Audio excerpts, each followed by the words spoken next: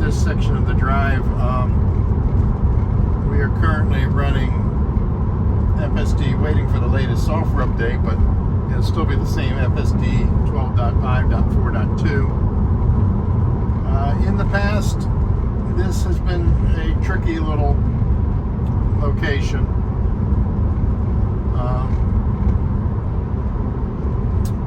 The main part is coming up over here. We have a section where we have a stop and a corner that I physically have to turn around in the chair to see traffic coming from this way. If I do a satellite view, maybe that'd be a little bit better view of that, of this area here.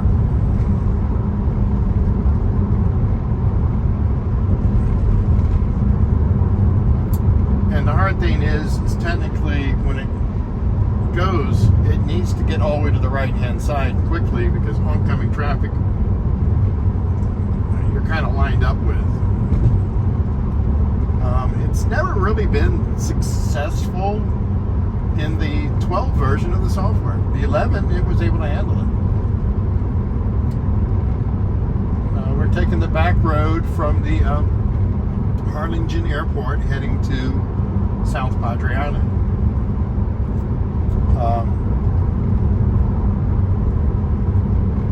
I usually avoid the back road because of this.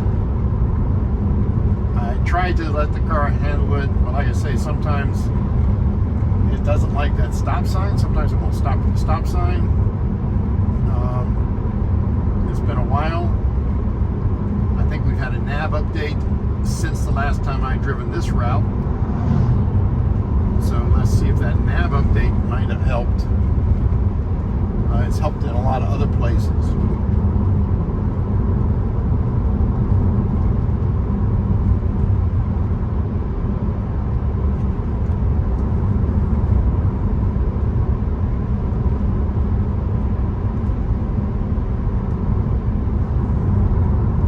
We'll just try to see what the visualization sees.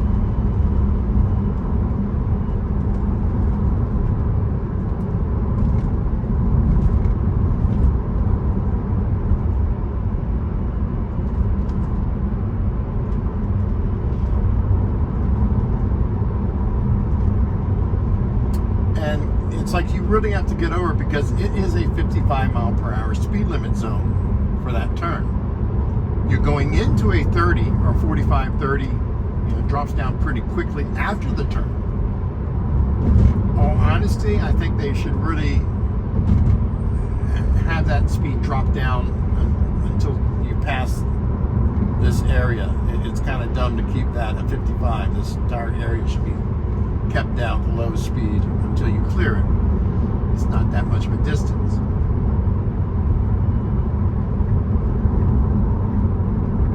But here, technically, it's doing a turn signal. It really shouldn't need to do a turn signal right there, but we're used to it doing some strange things like that every now and then.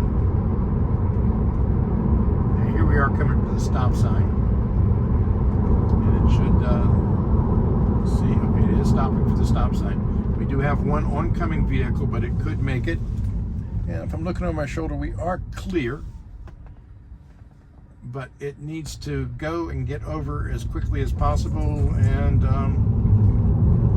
it's not quite getting over as fast as I would like it to, but it was acceptable that time. So yeah, it's gotten better.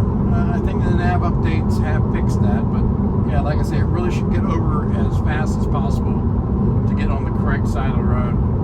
As you can see, we're in a 55, we're now in a 40. It's still going too fast, so I'm going to disengage to get the slow down a little bit quicker, because we're now down to a 30. Speed is an issue. Sometimes it winds up going too fast. These small little towns like this are speed trap towns. And when I have it in the Automax, it doesn't pay any attention to the scroll bar at all, or scroll wheel at all, so it will not slow down or speed up. The only way we either have to get to slow down is to hit the brake and disengage, or disengage and let it slow down.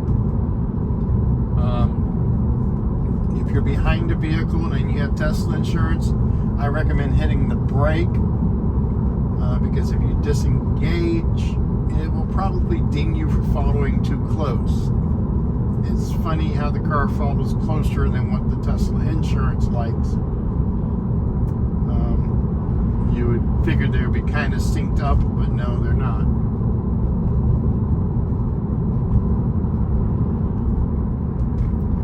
And this is a small little town.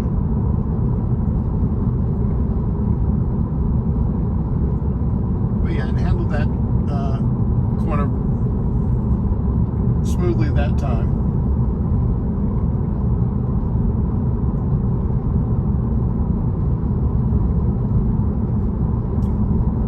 Like I say, it really needs to get all the way over and get out of the way as fast as it can.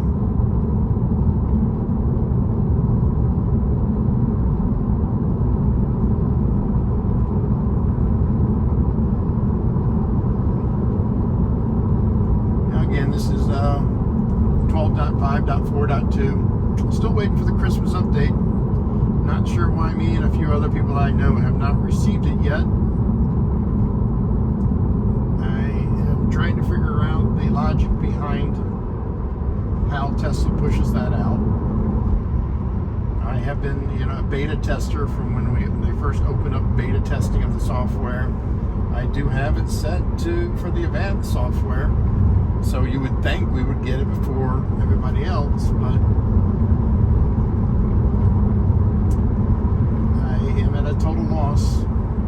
I guess having it set for the advanced doesn't push it, doesn't get you any advantages anymore. Yes, I do have the latest software on the phone. I do have the Tesla, update for the car, but the problem is you can't use it until you update the software in the car. See, it says you have to have the software in the car before you can do anything. The watch. So give me the update so I can use the watch app.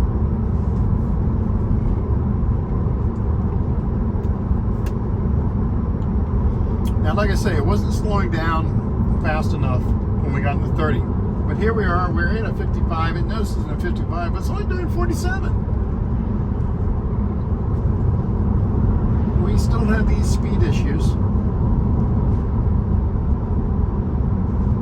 If I hit the scroll button, it says max speed, poor road conditions detected. Really?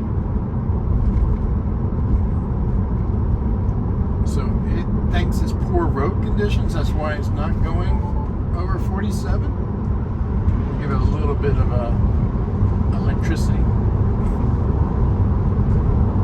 Now we have 57. If I scroll up again,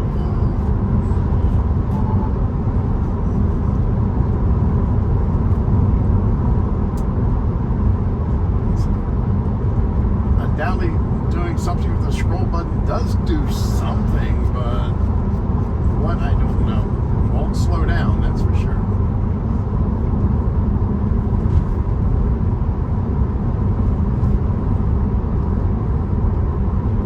But it'll be nice that even if we have it in auto max, that if we do scroll down, it should understand that we want it to slow down a little bit quicker instead of us having to disengage.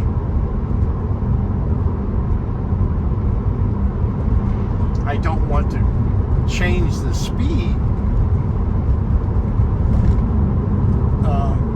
set. I just wanted to say, hey, get down, slow down a little bit faster.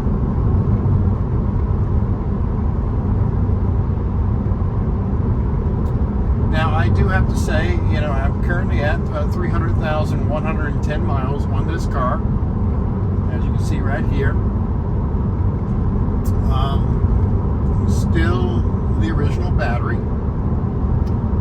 I've noticed a kind of a steeper decline in the battery's full charge range, but we are coming into colder days here on the island, so it's hard to figure out exactly how much it is, but it's definitely, that's gone down more than it normally has.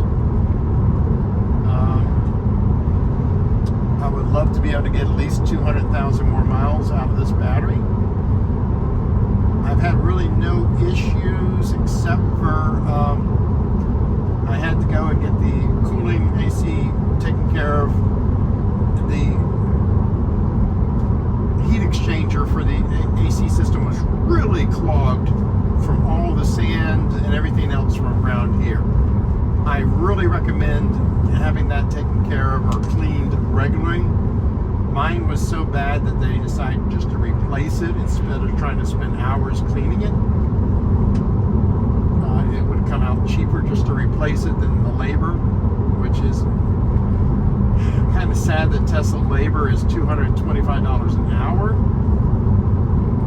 They also said there was a vent control for the vents in the cabin that needed to be replaced. A $6 part needed to be replaced. The labor was $999. It just doesn't feel right. Yeah, they have to pull the entire dashboard apart and everything, but so many hours just to replace a $5 part.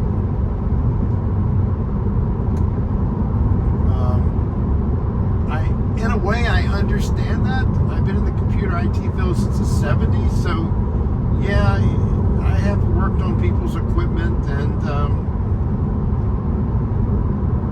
how many hours do you work on something when it's cheaper just to replace it? Now, you just can't replace a car.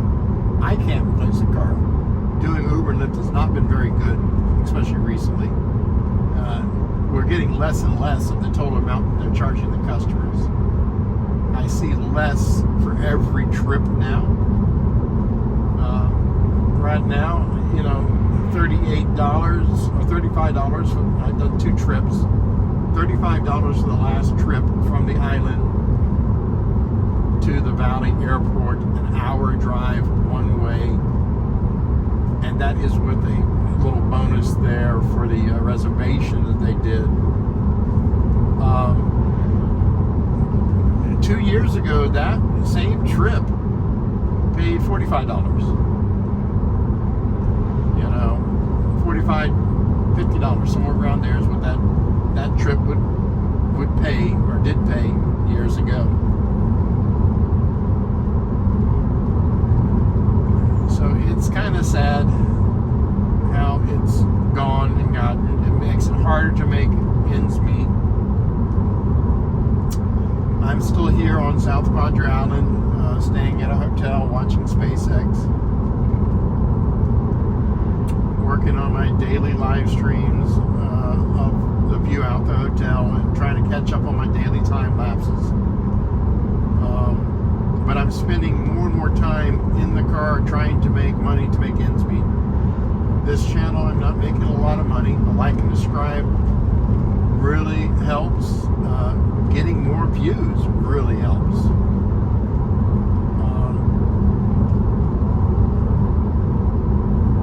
It'd be nice to be able to make some good money off of YouTube and not have to drive 10 to 14 hours a day.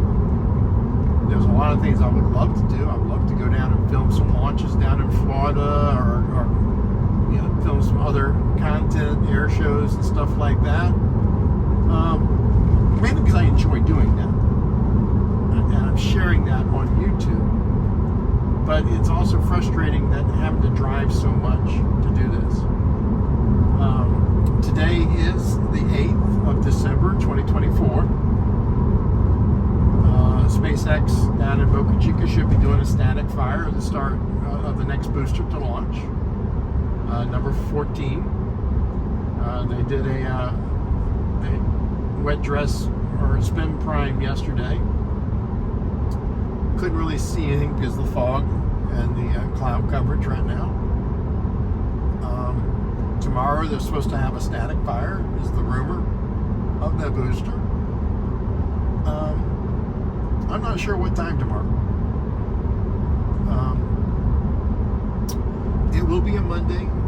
The island is very slow and quiet. So I will probably have to wind up driving to someplace like San Antonio where it's a little busy and I can make some money. That's 5 hours away, so I will try to, have my cameras aimed and watching static fire. Won't be as good as being able to get down to the jetties or up onto the roof and film it as it happens, but since we don't know exactly the times, it's kind of hard for me to hang out all day. I have to make money. I have to make a living. I have to pay bills.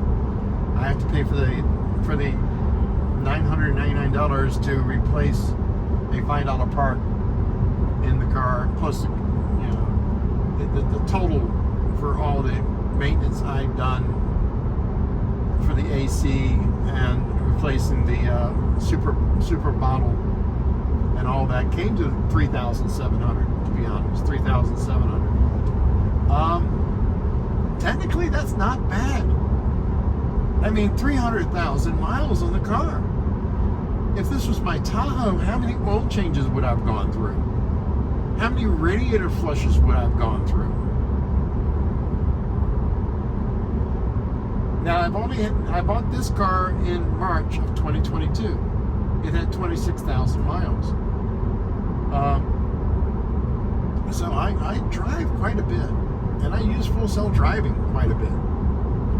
And I would have to say, they say version 13 is incredible, all the things it can do. But right now, I want to see that. I would love to see a version 13 that will work on the older hardware. I would love to see a computer upgrade option to roll out, so that we don't sit there and wait forever for them to optimize it to be able to work on the older hardware. I am at, and we're still slowing down a little bit. We're in a 60 now, so I'm going to give it a little more. Let them know I want to go faster. Okay. I want to see how much difference 13 is. This current version, I'm at the 98% comfortable level with the idea of going to sleep while the car drives.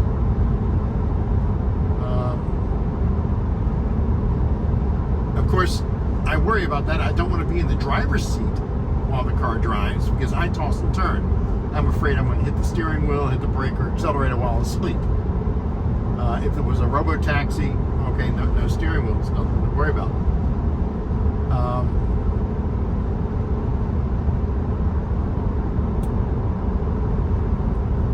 But I'm at that comfortable level. It's seeing a lot of stuff in the road, a lot of different road debris. It is seeing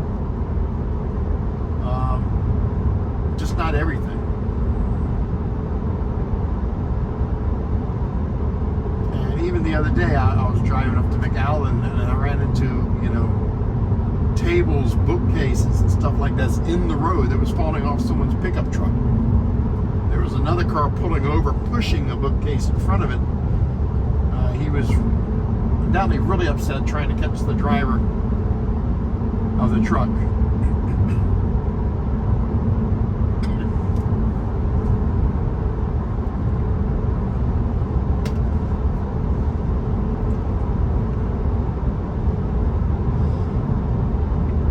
But there's a lot of little things I would love to see, especially in the past couple of days. I was really having to push the car to below zero to get to a charger.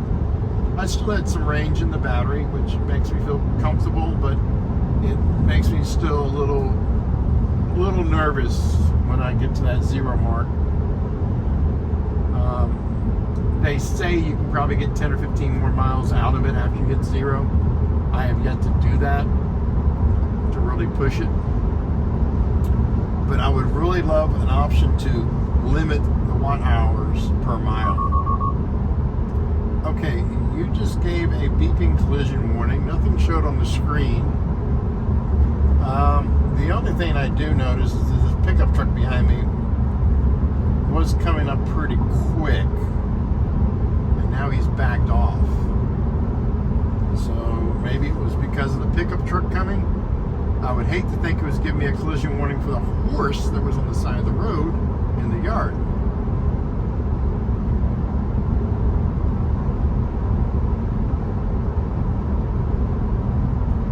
if it was the pickup truck behind me, it should have accelerated more.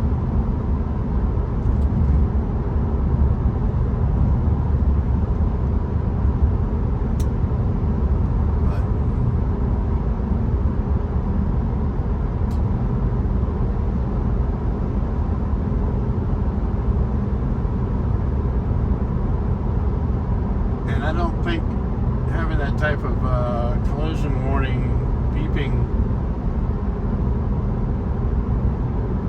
without notifying you exactly where it was from, I would be afraid to panic and think it was something in front of me, and then I go and hit the brake and wind up making a truck slam into me in the rear. That would not be good.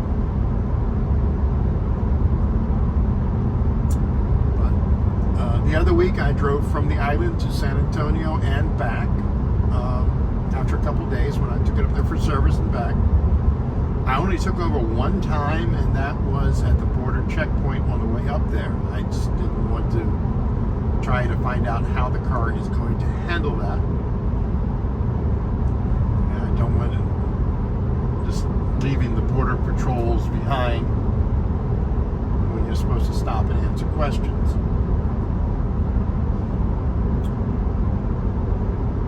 But that's a 5-hour drive there and back. There was a lot of sections on the road that I've had issues with in the past, and after this update and the nav update that was pushed out, I had no issues. It did not jump into the evacuation lane, hurricane evacuation lane like it used to. It did not try to make a left turn when it was supposed to be going straight on the highway sections that I run into before. Some areas it still kept fluctuating the speed limit, but with the Automax, it still maintained and kept going.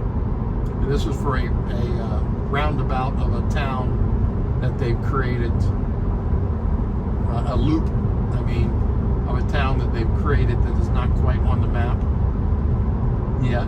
So it doesn't know it's on the loop. I think it's on the side roads, and it keeps wanting to reroute and figure out how to get back onto the main road. But I didn't take over. It handled it smoothly. The last time I've had a safety critical takeover where I felt it was being unsafe has been nearly a year, even before version 12. I feel like a lot of people, when they get to these safety critical takeovers, they just don't have the confidence level in it yet, and they're not quite sure what the car would do.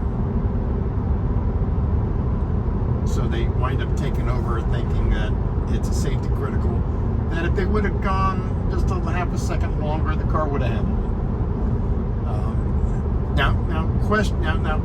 Now, honesty, if you're driving and you feel like the car is going to do something that you wouldn't do, take over. Don't blindly trust it. I have driven my car 10,000 miles a month.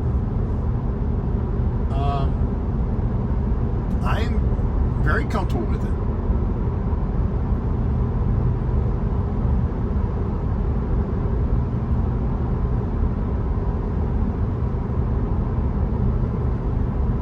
And even when I get into places like Austin, San Antonio, Houston, in the heavy traffic, it does a great job. I have no issues.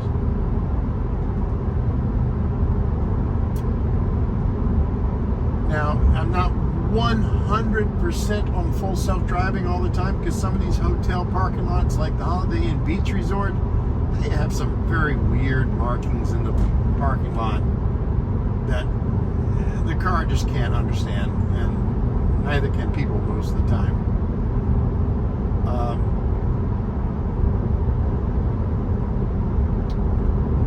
Some of these dips are really, really, really bad in Brownsville and in some areas, and the car does slow down for a lot of dips and stuff. does appear to be recognizing some potholes, not all of them. That is a very difficult thing for it to do. We think it's easy, but for a computer using vision base, it can be misleading. It could be like a patch in the road. Is that a speed bump? Is that a pothole or what? But yeah, there are a few dips that I know that are extremely bad that I just take over out of habit.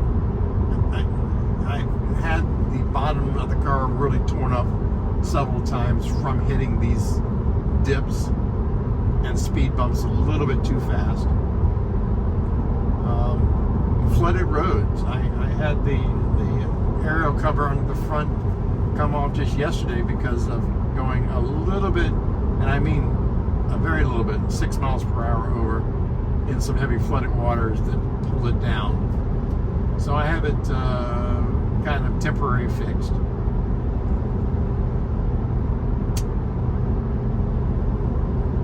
This is an interesting location here. We got a red flashing light here. We're making a left at this stop sign. The cross traffic does not stop. It is a 55-60 zone. Or 60, I think it's 60. And,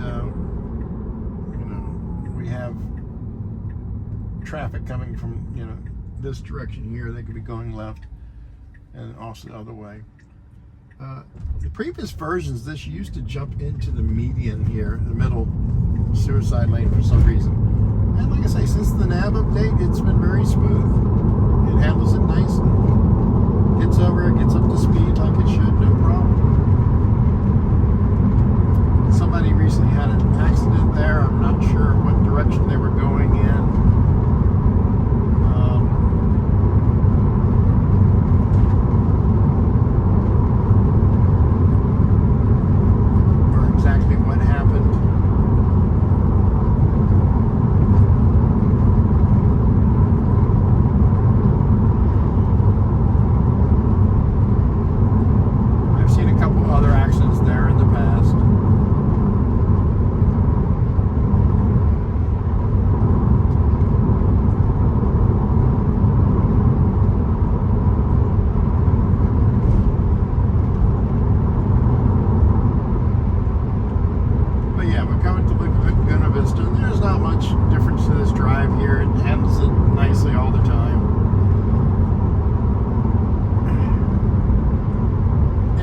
I like to try to highlight where the car makes mistakes.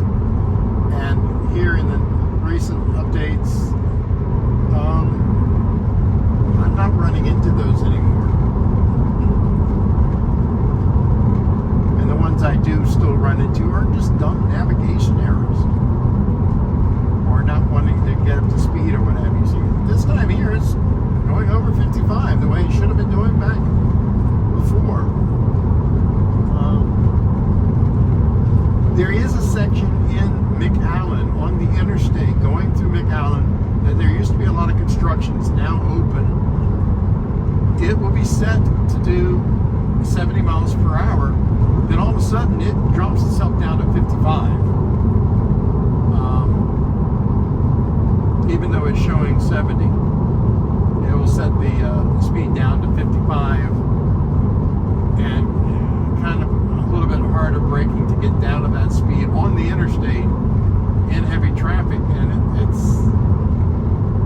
that's annoying, but that's in one particular area, and like I say, it's consistent, and that's a navigation issue. Between the island and the Brownsville airport, that stretch of road, it still doesn't see any of the speed limit signs over the 55 mile per hour speed limit signs on that stretch of road. Still does not see those. That's been an ongoing issue for over 4 years.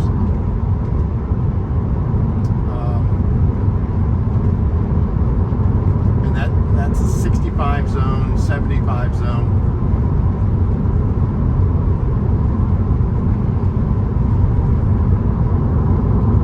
Except for when it's raining heavily. If it's a heavy downpour, rain, it sees the signs.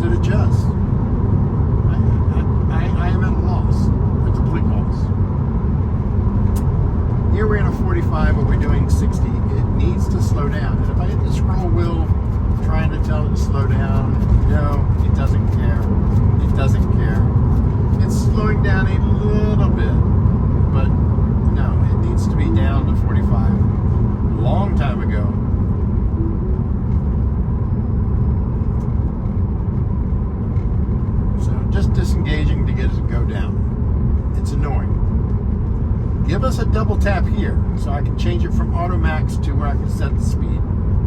Yes, I can go into the menu, but I'm trying to drive. I'm trying to pay attention to the road. I don't have time to go through the menu and switch it from auto max to me selecting the speeds. See, we're at 35 now. It's still doing 44. It's still barely. So if I wanted to go, I have to go over here, go to autopilot, need to scroll down, automatically offset speed there. Now I can adjust the speed, and it does it rapidly. But give us a double tap on that. So I can change that just by double tapping from the automatic speed offset on and off.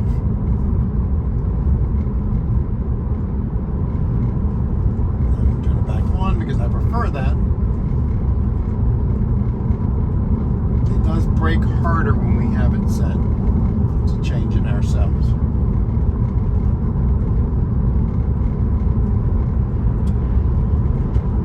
But anyway, that's all I have for you now. Thank you for watching. Please like and share. And